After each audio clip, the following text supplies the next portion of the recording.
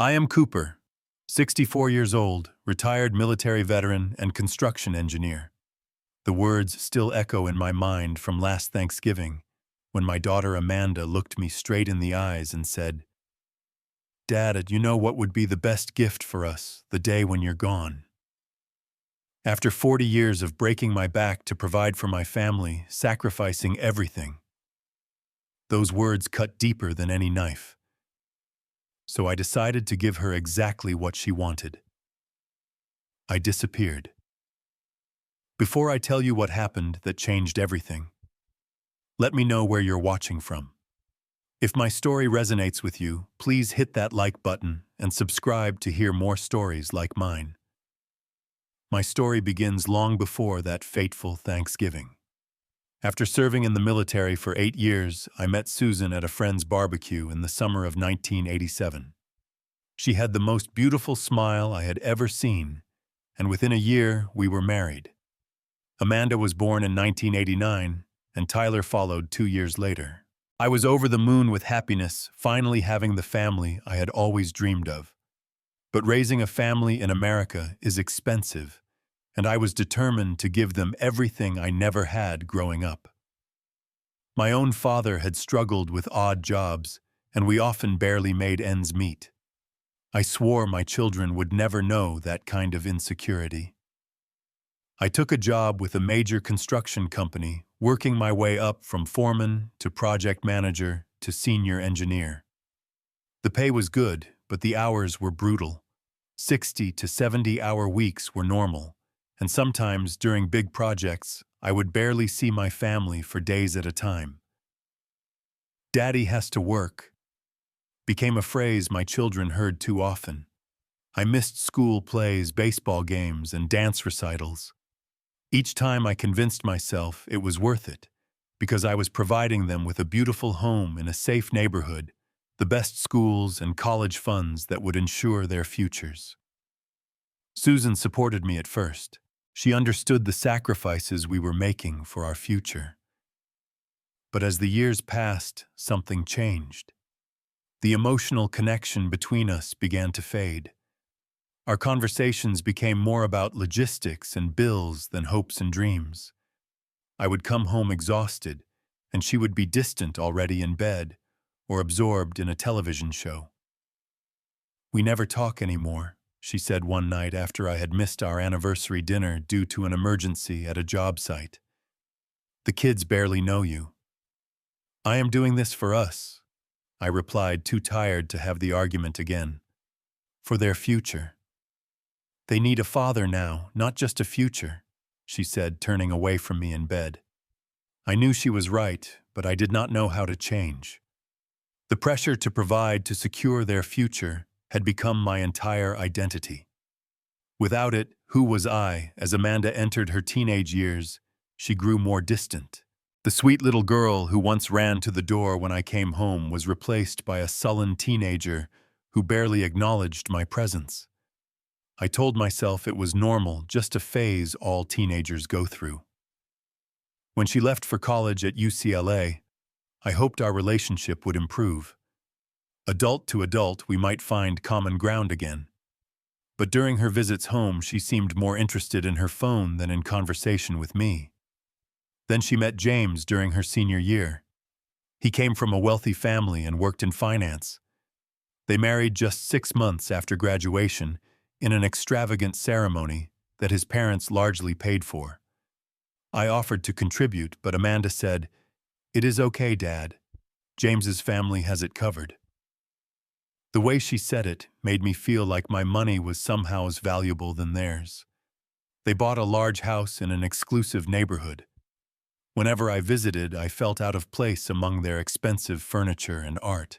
Amanda would introduce me as my dad, the construction worker, as if my decades of engineering experience counted for nothing. Tyler was different, warmer, and more understanding.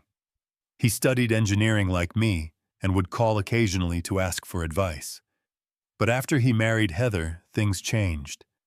She came from a family where the men had been absent or unreliable, and I could sense her judging me for my workaholic past. Gradually, Tyler's calls became less frequent. Susan asked for a divorce when I was 60. We have been living separate lives for years, she said. I want a chance at happiness before I am too old. I did not fight it. She was right, of course. The divorce was amicable, with Susan taking half of our savings and the vacation condo in Florida. I kept our main house too big now for just one person, but filled with memories I was not ready to part with. At 62, I finally retired. After 4 decades of constant work, I suddenly had nothing but time. I thought foolishly, perhaps, that now I could finally be the husband and father I had failed to be all those years. But Susan had moved on with her life, dating a retired professor, and my children had their own families now. I sat alone in my big, empty house, surrounded by the fruits of all my labor, with no one to share them with. With retirement came financial security. Decades of saving and smart investments had left me with substantial wealth, more than enough to live comfortably for the rest of my life. I thought that maybe money could finally buy what I really wanted, a reconnection with my family. Thanksgiving seemed like the perfect opportunity. I called Amanda first. I would love to host Thanksgiving this year, I said, trying to keep the hope out of my voice. The house is big enough for everyone, and it would be nice to have the family together. There was a pause before she answered. I guess that would be okay, she said, not sounding particularly enthusiastic. James's parents are going on a cruise this year, so we are free. Tyler was more receptive, but mentioned that Heather had been planning to cook. Let me talk to her, he said. She might be relieved not to have to do all that work. In the weeks leading up to Thanksgiving, I threw myself into preparations. I had never been much of a cook, so I took a crash course at the local community center. I learned how to roast a perfect turkey, make cranberry sauce from scratch, and bake pumpkin pie with a homemade crust. I wanted everything to be perfect. I decorated the house with tasteful fall arrangements, bought the best wines I could find, and even set up a special table for my grandchildren with crafts and activities. For the first time in years, I felt a sense of purpose and excitement.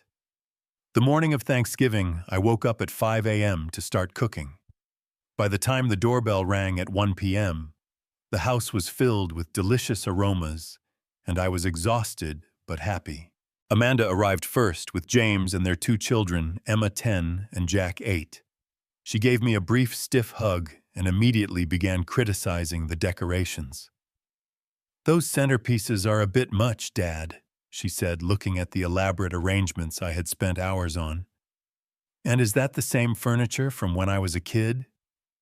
You might want to think about updating. James gave me a firm handshake, but then immediately became absorbed in his phone. The kids were glued to their tablets, barely looking up to say hello. Tyler and Heather arrived with their 3 children, Michael, Lucy, and Benjamin. Tyler hugged me warmly, and for a moment I felt a glimmer of the connection we once had. But Heather quickly pulled him away to help with the children's coats. The house smells great, Dad, Tyler said, and I beamed with pride. We gathered around the table, and I asked if I could say a few words before we ate. I had practiced this little speech for days. I just want to say how grateful I am to have all of you here today, I began. Family is the most important thing, and I know I have not always been the best at showing that. But I hope we can make up for lost time now. There was an awkward silence before James said, "The turkey looks great. Should we carve it?" The meal began pleasantly enough with discussions about the kids' schools and activities. But as the wine flowed, the conversation took a turn. So, Dad, Amanda said, refilling her glass, now that you have all this free time, maybe you can finally come to one of Emma's recitals. She has been playing piano for 3 years, and you have never seen her perform. The accusation stung. I would love to, I said genuinely. Just let me know when. That is what you always said when I was performing in school plays, she retorted. But you were always too busy with work. I was working to provide for you, I said, feeling defensive. We did not need things, Dad. We needed you to be present. James interjected. Not everyone understands the importance of being there for their children's formative experiences. Some men just are not cut out for it. I felt my face grow hot with anger and shame. Before I could respond, Tyler changed the subject, asking about my retirement plans, a kindness I appreciated. But Amanda was not done. When I mentioned that I had been thinking of taking Emma and Jack fishing at the lake next summer, she frowned. They already have plenty of activities planned, she said dismissively. And honestly, Dad, you do not get to suddenly play grandfather of the year after being an absent father. I am not trying to, I said, hurt. I just want to spend time with them. Well, maybe you should have thought about that 20 years ago, she snapped. The conversation deteriorated further as we moved to the living room for dessert. Amanda began recounting stories from her childhood, each one carefully selected to highlight my absences.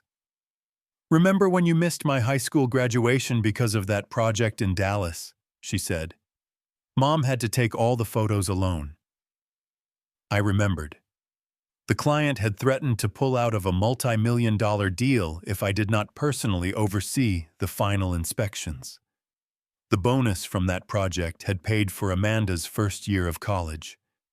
As I served coffee and pie, the subject turned to the upcoming holidays. What are you all thinking for Christmas gifts this year? I asked, desperate to change the subject to something more positive. That is when it happened. Amanda, setting down her coffee cup with unnecessary force, said it, Dad, you know what would be the best gift for us the day when you are gone. The room fell silent. Even Amanda looked shocked at her own words. Amanda, Tyler said quietly. What? She defended herself. We all know he is just trying to buy our affection because he feels guilty. It is too late for that. I looked to Tyler, hoping my son would defend me, but he averted his eyes, saying nothing. The rest of the evening passed in a blur. People left earlier than planned with mumbled thanks and promises to call that I knew were empty. As I stood at the door waving goodbye to my family, I felt a hollowness in my chest that no amount of money or success could fill. After everyone left, I sat alone in my dining room, surrounded by the remnants of the Thanksgiving meal I had worked so hard to prepare. Half-eaten pumpkin pies, cranberry sauce congealing in its crystal dish, and the carcass of the turkey I had so carefully brined and roasted. All that effort, all that hope shattered by 8 words, the best gift would be for you to be gone. I poured myself 3 fingers of the expensive scotch I had been saving for a special occasion. This was special, was it not? The day I finally understood how my children truly saw me. Not as the provider who had sacrificed everything to give them a good life, but as an inconvenience. A reminder of their imperfect childhood. Someone they wished would simply disappear. The house felt cavernous and cold as I wandered from room to room, scotch in hand. In the study, I pulled out old photo albums, something I had not done in years. There was Amanda at 5 dressed as a princess for Halloween. There was Tyler hitting his first home run in Little League. And there I was, not in most of the pictures, because I had been the one behind the camera on the rare occasions I was present, or more often, simply absent. I lingered on a photo from Amanda's 10th birthday. Susan had hired a professional photographer, so I was actually in this one standing awkwardly at the edge of the frame while Amanda blew out her candles. My body was there, but my mind was clearly elsewhere, probably on the Henderson project that had been falling behind schedule that week. I did not even remember that birthday party. Around midnight, I called the only person I thought might understand. Frank had been my friend since our military days, the best man at my wedding, and the godfather to Amanda. They hate me, Frank, I said, when he answered, my voice breaking. My own children wish I was gone. Cooper, buddy, slow down, he said. What happened? I spilled out the whole story, every painful detail of the Thanksgiving disaster. Frank sighed heavily. I went through something similar with my son a few years back, he said. It is tough when you realize your kids do not see all the sacrifices you made for them. I gave them everything, I said. A beautiful home, the best education money could buy, security. And now Amanda acts like I committed some crime by working hard. Kids these days do not understand what our generation went through, Frank said. My father worked 2 jobs and I never complained about him being tired when he got home. We were grateful he kept a roof over our heads. We talked for over an hour, Frank's words providing some comfort, but the pain remained raw and undiminished. After hanging up, I felt too restless to sleep. I put on my coat and went for a walk through the quiet, affluent neighborhood I had worked so hard to live in. Most houses were dark, but some still showed lights in windows, families together for the holiday weekend. I walked past Amanda's elementary school, now renovated, and much larger than when she had attended. I continued to the park where I had taught Tyler to ride a bike one rare Sunday off. My feet carried me to all the landmarks of a family life that seemed to have happened to someone else. It was during this walk, cold air sobering me up, that the idea first took root in my mind. What if I gave Amanda exactly what she had asked for? What if I disappeared from their lives, not forever, but long enough for them to realize what they had lost? Long enough for me to figure out who I was outside of my role as the family provider. The more I thought about it, the more the idea appealed to me. I had money more than enough to start fresh somewhere else. I had no job tying me down, no real connections in the community aside from Frank. I could simply go. But if I was going to disappear, I wanted to leave something behind that they could not ignore or dismiss. Something that would make them understand who I really was and what I had sacrificed for them. By the time I returned home, the first light of dawn was breaking over the horizon, and my plan was taking shape. For the first time since retiring, I felt energized, purposeful. Amanda wanted me gone, and so that is exactly what I would give her, but on my terms. I went to my office and opened my financial portfolio on my computer. After decades of careful saving and investing, I had amassed a considerable fortune, far more than anyone in my family realized. It was time to put that money to work in a way that would finally make them see me for who I truly was. The next morning, I called my financial advisor and my lawyer to set up meetings for that afternoon. If I was going to do this, I needed to do it right, with all the legal and financial details properly handled. My financial advisor, Ted, was surprised by my sudden interest in liquidating certain investments. "These are long-term holdings, Cooper," he said. "Are you sure you want to cash out now?" "I am sure," I said firmly. "I need to free up cash for some major expenditures."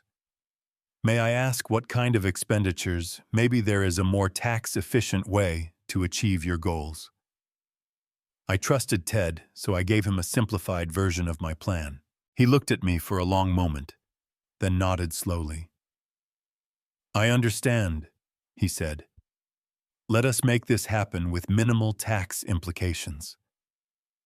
By the end of our meeting, we had a strategy to liquidate nearly $1 million in assets without triggering unnecessary tax penalties.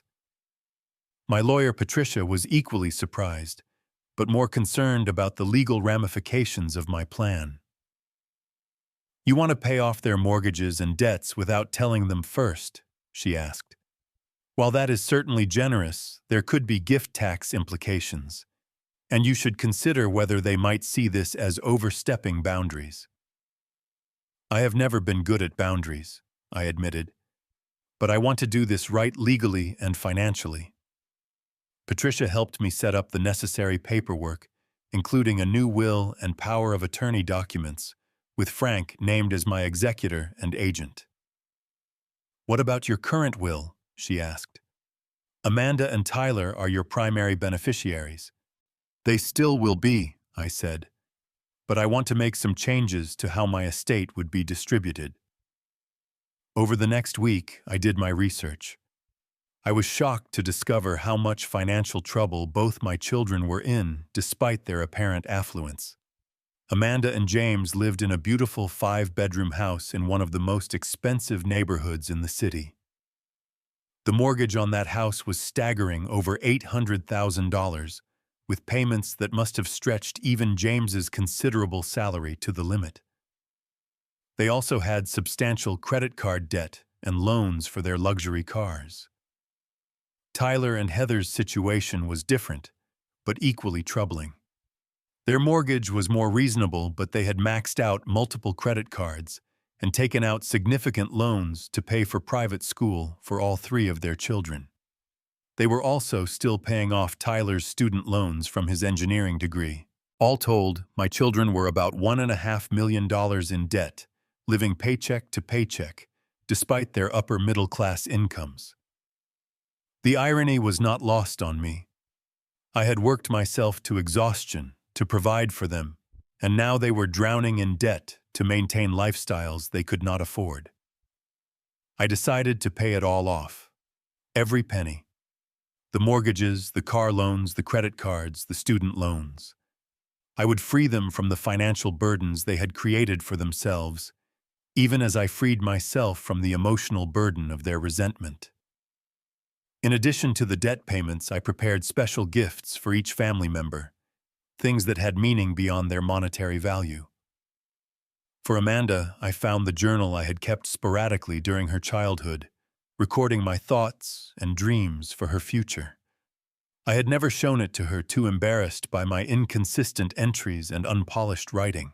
But now it seemed important that she see it, that she understand I had been thinking of her, even when I was not physically present. For Tyler, I had my father's watch, a simple Timex that was the only thing I had inherited when he died. My father had worn it every day of his working life, and it seemed right that it should go to Tyler now. For my grandchildren, I put together small packages with handwritten letters telling them stories about their parents when they were young, and expressing my hope that I would know them better in the future. With each gift, I included a letter explaining my decision to leave and my hopes for healing our broken relationships. I did not blame them or make them feel guilty, but I was honest about the pain I had felt at Thanksgiving and my need to find a new path forward. For my destination, I chose Hawaii. Susan and I had honeymooned there, and I had always promised myself I would return someday. Now seemed like the perfect time to fulfill that promise. I booked a one-way ticket to Maui and arranged for a long-term rental condo with a view of the ocean. I put my house on the market with instructions to my realtor to wait until I had been gone for at least a week before showing it. I did not want my departure linked to the sale too quickly.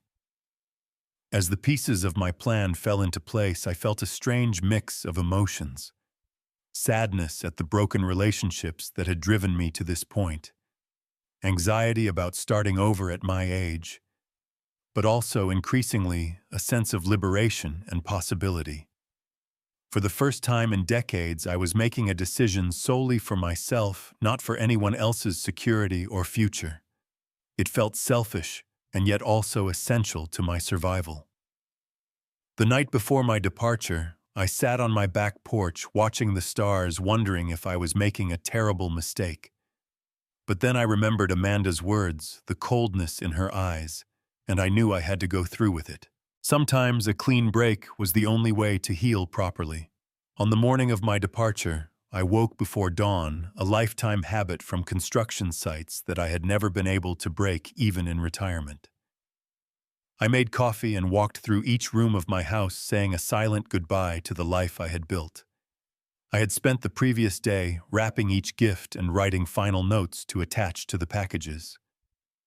For Amanda and her family, I had prepared a large box containing the paperwork showing their mortgage had been paid in full, the title to their cars, now free of liens and statements, showing their credit card debts had been settled.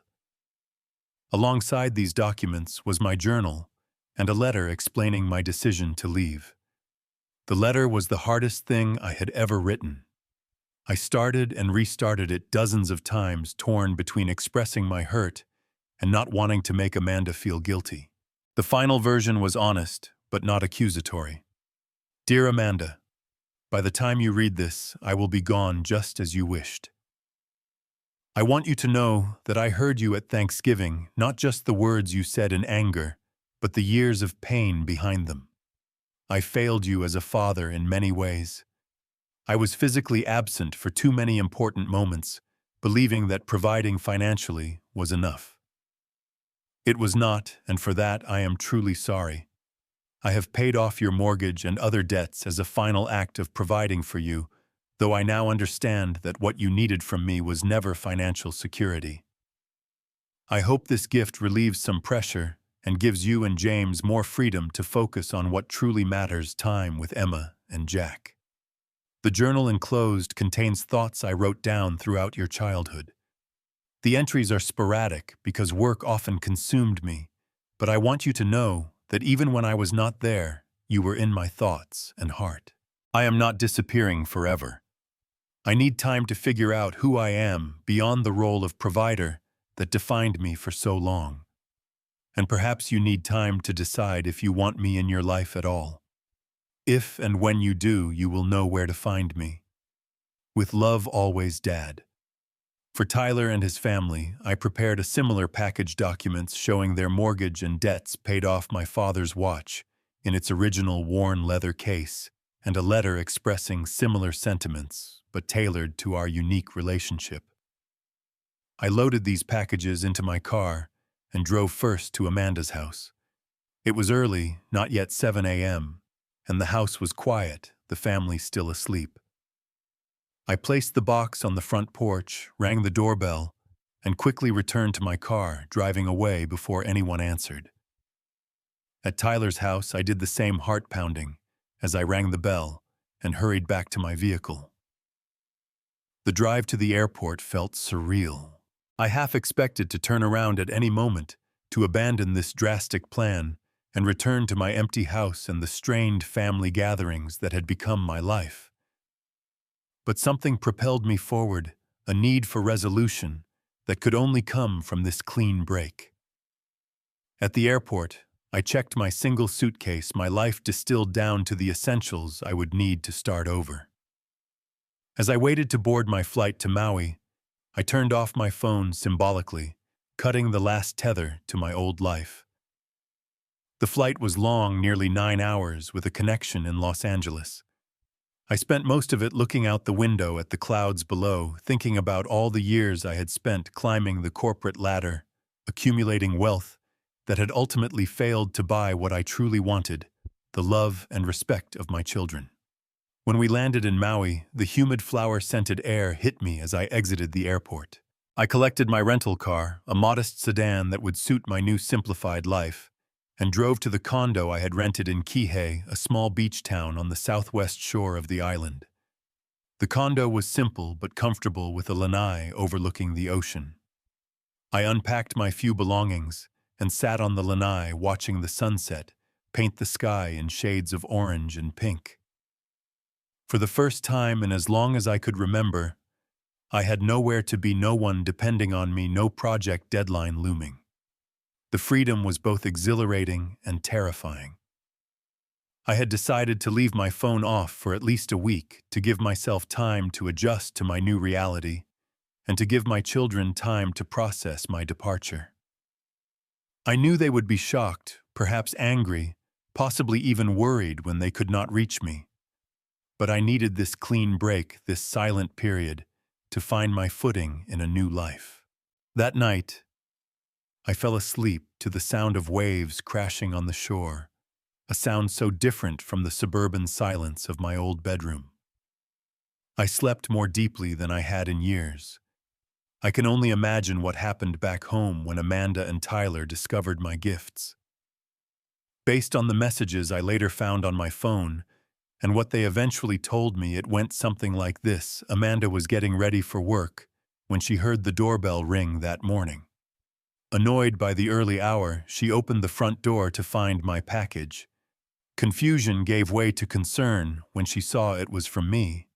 She brought the box inside and opened it at the kitchen table, James looking over her shoulder as she pulled out the documents and the journal. "What is this?" James asked, picking up the mortgage statement, with "paid in full" stamped across it. Amanda was reading my letter, her face paling with each line. "He is gone," she said, her voice barely above a whisper. "Dad has left. He paid off our mortgage and all our debts." "What do you mean he is gone?" James asked, taking the letter from her trembling hands. "He says I wished for him to be gone, and so he is giving me what I wished for." Amanda said, the realization of what had happened sinking in.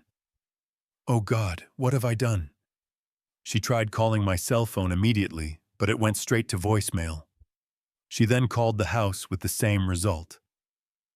Meanwhile, Tyler was experiencing a similar shock. He had been getting the kids ready for school when my package arrived. Heather opened it while he was upstairs.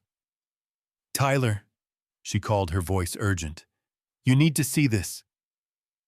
He came downstairs to find Heather staring at the documents in disbelief. "Your dad paid off our mortgage," she said, "and all the credit cards, everything." Tyler read my letter, his engineer's mind struggling to process the implications. "I need to call him," he said, reaching for his phone. When he could not reach me, he called Amanda. "Did you get a package from Dad?" he asked without preamble when she answered. "Yes," Amanda said, her voice thick with tears. "Tyler, this is all my fault. I said something horrible to him at Thanksgiving." "I know I was there," Tyler reminded her gently, "but I did not stand up for him either.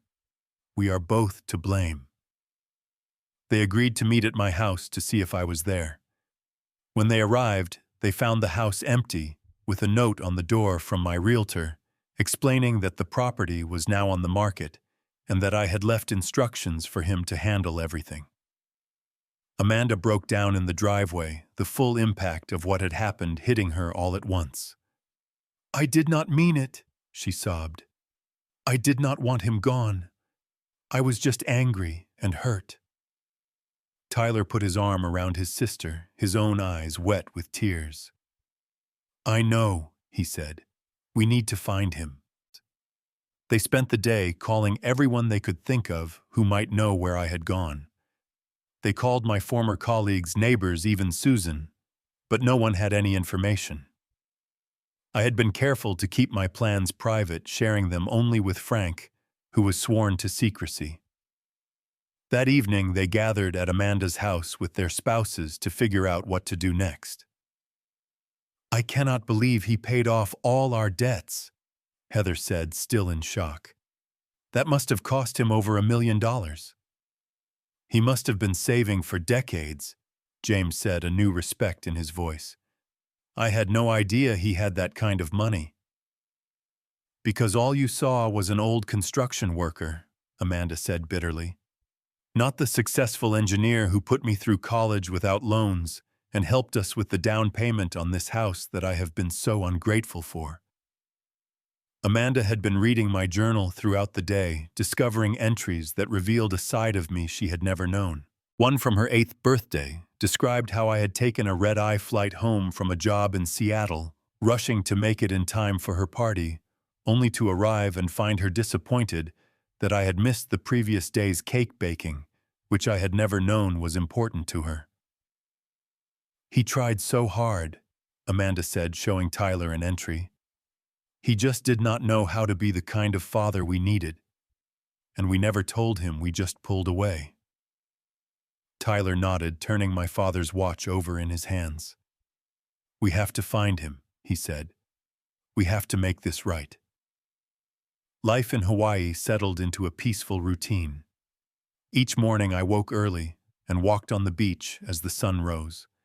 Then I would have breakfast at a small local cafe where within days The staff knew my name and my order coffee with 1 sugar and their coconut pancakes. During the days, I explored the island, hiking to waterfalls, snorkeling in clear blue coves, or simply sitting under a palm tree reading books I had put off for years. In the evenings, I often joined other retirees at a nearby restaurant for dinner, gradually becoming part of a loose-knit community of transplants from the mainland. I met Harold, a retired doctor from Chicago, and his wife Martha. They had moved to Maui 5 years earlier, after their 3 children had all established their own lives. "Best decision we ever made," Harold told me. "The kids visit once or twice a year, and those visits are quality time, not obligatory holidays full of old resentments." I also befriended Leilani, a local woman who taught yoga on the beach. She was about my age, with silver-streaked dark hair and a gentle smile. She persuaded me to join her morning class, insisting that yoga would help with my construction worker's back, as she called it, after noticing me wince when bending over. She was right. After a few weeks of regular practice, I felt better physically than I had in years. The chronic pain that I had attributed to aging began to ease. But more importantly, the quiet mindfulness of yoga helped settle the emotional turmoil that had driven me to Hawaii. "You carry much sadness," Leilani observed one day after class as we walked along the shore. "It is there in your shoulders, in how you hold yourself." I found myself telling her my story, something I had not done with any of my new acquaintances until then. She listened without judgment, nodding occasionally. "Families are complex," she said when I had finished. "We hurt each other without meaning to, generation after generation." "Do you think I was wrong to leave?" I asked. She considered the question carefully. "I think sometimes we need to step away to see clearly, and sometimes others need our absence to recognize our value. The question is, what will you do with the clarity you gain?" It was a question I pondered often as the days turned into weeks. After the first week, I turned my phone back on, bracing myself for the flood of messages I knew would be waiting. There were dozens of missed calls and texts from Amanda and Tyler, their tone evolving from confusion to concern to desperate pleading. They had been to my house, discovered it was for sale, and were frantic to know where I had gone. The most recent messages revealed that they had finally contacted Frank, who had reluctantly confirmed that I was safe, but had refused to disclose my location. "Please call us Dad," Amanda's last text read. "We need to talk. I am so sorry for what I said. Please come home." Tyler's messages were equally heartfelt. "Dad, we are worried sick. Whatever Amanda said, she did not mean it. We love you and want you in our lives. Please just let us know you are okay." I sat on my Lanai phone in hand, wrestling with what to do. Part of me wanted to call them immediately to ease their worry. But another part, the part that had been deeply wounded by years of distance and culminating in that Thanksgiving rejection, was not ready. Instead, I sent a brief text to both of them. "I am safe and well. I need time to think. I love you both, but please respect my need for space right now." Their responses were immediate. Amanda: "Dad, please tell us where you are. We want to make things right." Tyler: "We understand, but at least stay in touch. We are so sorry." I did not respond further, not yet ready for a deeper conversation. I needed more time to figure out who I was, apart from being their father, more time to heal from the wounds we had inflicted on each other. The days continued to pass, falling into a rhythm that was entirely my own for the first time in my adult life. I began to rediscover passions and interests that had been set aside decades ago in the pursuit of career and providing for my family. I took up photography again, something I had loved in my 20s. I joined a local community center and volunteered teaching basic construction skills to teenagers. I even started writing just simple reflections on my life and the mistakes and triumphs that had shaped it. As I built this new life piece by piece, I felt myself healing. The constant ache of rejection and failure began to fade, replaced by a growing sense of peace and self-acceptance. I had been a flawed father, yes, but I had loved my children with my whole heart and had done the best I knew how to do. One morning, about a month after my arrival in Hawaii, I was sitting at my usual table at the cafe when I looked up to see two familiar figures standing in the doorway, scanning the room. My heart stopped, then raced. Amanda and Tyler had found me. Time seemed to stand still as our eyes met across the cafe. Amanda looked thinner than when I had last seen her, dark circles under her eyes suggesting sleepless nights. Tyler stood beside her, his usually neat appearance slightly rumpled as if they had come straight from the airport. They approached my table slowly, uncertainty in every step. I stood my legs, feeling unsteady beneath me. "Dad," Amanda said, her voice breaking on that single syllable. And then she was in my arms, sobbing against my shoulder, like she had as a little girl. Tyler joined the embrace, his strong arms encircling both of us. We stood like that for what felt like an eternity, oblivious to the curious glances from other patrons. When we finally broke apart, all three of us had tears streaming down our faces. "How did you find me?"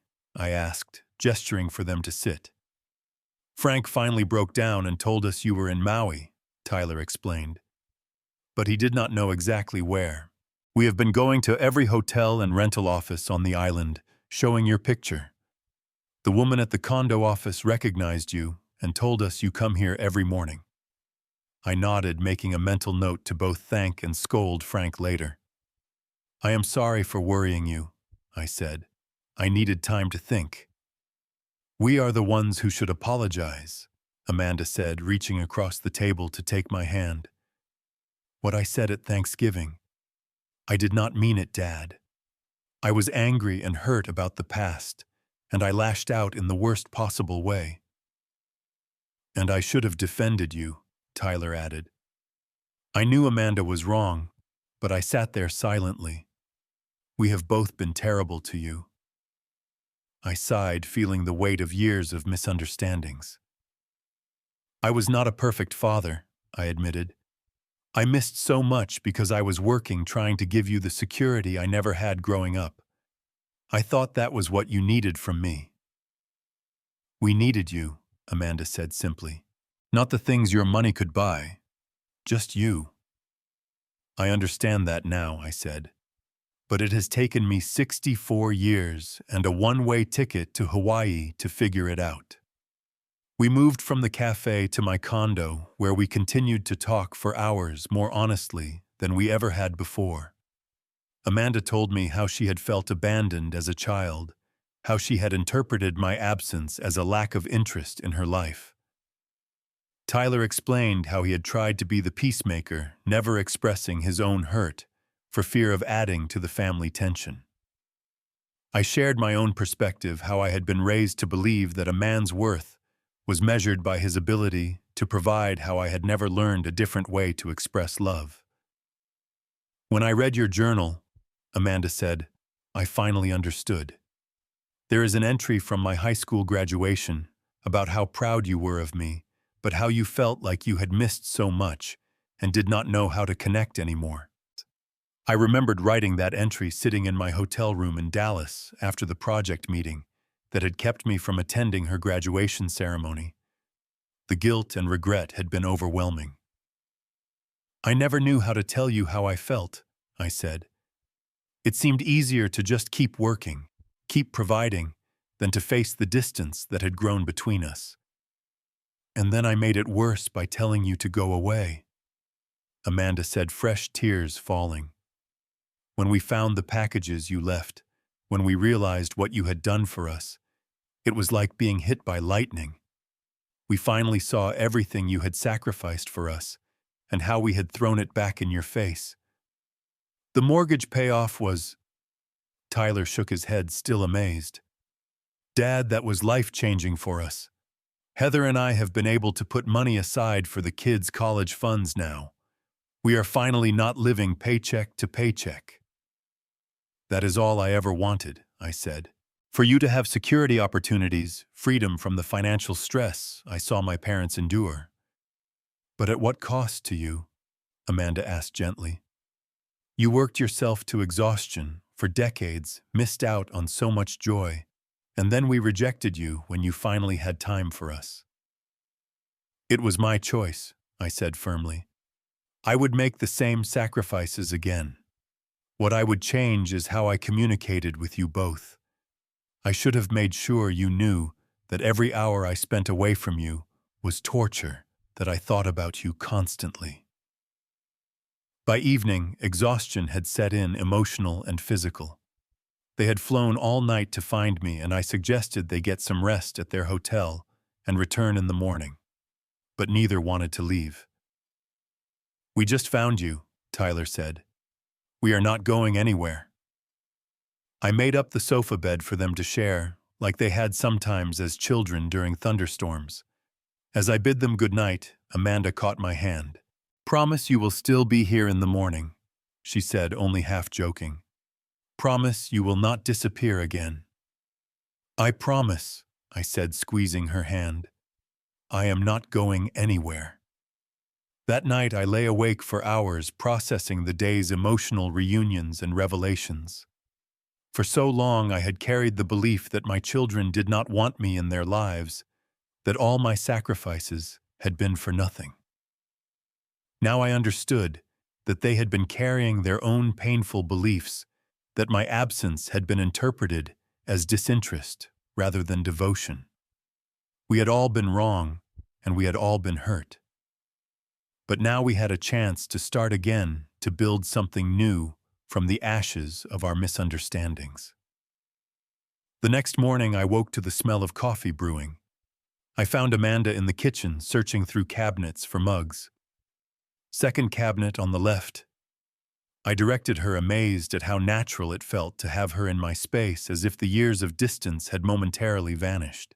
Tyler was out on the lanai watching the early morning surfers ride the waves. This view is incredible, Dad, he said when I joined him. I can see why you chose this place. We spent the day together walking the beach, talking more about our lives and our regrets. I showed them my favorite spots on the island, including the lookout, where I often went to watch the sunset. So what happens now? Tyler asked as we sat at a beachside restaurant for dinner. Are you coming home? I considered the question carefully. I do not know, I admitted. I have started building a life here. For the first time, I am figuring out who I am beyond my roles as a worker, a provider, a father. Amanda nodded slowly. I understand that, she said. But we want you in our lives, Dad. The kids miss their grandfather. And I miss them, I said. But going back to how things were is not an option for me. I cannot return to being the family outcast invited to holidays out of obligation and then criticized for past mistakes I cannot change. It would not be like that, Tyler assured me. Everything has changed since you left. We have changed. I need time, I said. Let me finish the initial lease on the condo 3 more months. Then I will decide what comes next. They looked disappointed, but nodded in agreement. Can we visit again before then? Amanda asked. Maybe bring the kids next time. I would like that very much, I said, feeling a warmth in my chest at the thought of seeing my grandchildren. Before they left the next day to return home, we made concrete plans. They would come back in 1 month with their families for a long weekend. In the meantime, we would talk regularly by phone and video calls. I am so sorry for what I said, Amanda said, as we embraced at the airport. I never wanted you gone. I just wanted you to see me, to understand how I felt. I see you now, I told her. And I hope you see me too, not just as the absent father who failed you, but as a human being who made mistakes while loving you with all his heart.